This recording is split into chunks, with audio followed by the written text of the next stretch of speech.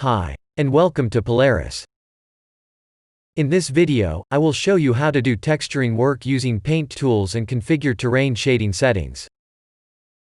To create a painter, right-click on the hierarchy window and select 3D Object, Polaris, Tools, Geometry Texture Painter.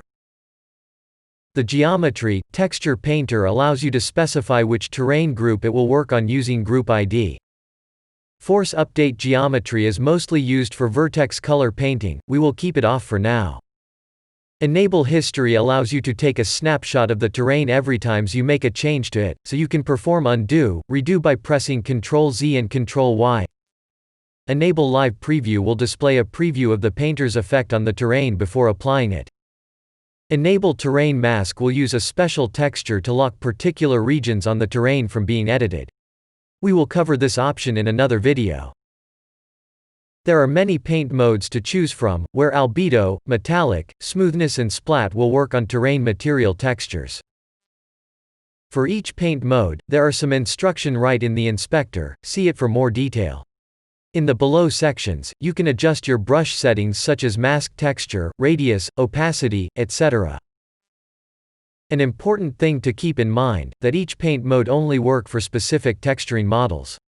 For example, albedo mode only work for a model that uses albedo texture, such as color map, gradient lookup and vertex color. Similarly, metallic and smoothness mode only work for color map and gradient lookup with PBR lighting. And finally, splat mode only work for splat texturing model. To switch between shading model, select your terrain. In the inspector, click on the context button of shading group, and choose Set Shader. This will bring up the wizard. We will take a deeper look at each shading model in other videos. Back to the painter, now I will try painting some random color on the terrain.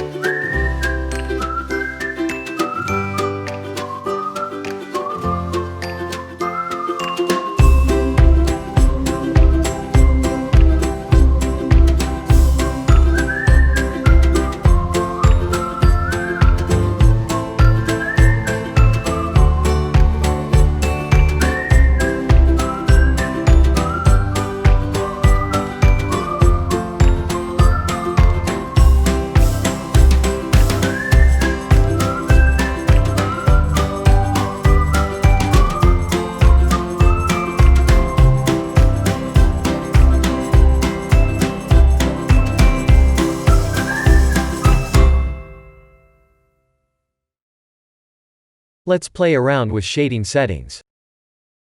There are Material and Shader, where you can see the current material configuration. Look at the shader name, you can easily know which lighting model and texturing model you're using. The below properties are grouped by their model. When you set a different value for texture resolution, the texture will be scaled to fit in its new size. Color by normal, blend by height and color by height are used for gradient lookup model, they have no effect on other ones. For splat model, you also need to assign a splat prototype group, a type of asset contains all texture layers and can be shared between multiple terrains. Property name contains settings to bind textures and values to the terrain material. If you don't have a custom shader, just leave them as default. There are detail information in the manual, please take a look. And that's it, see you in the next video.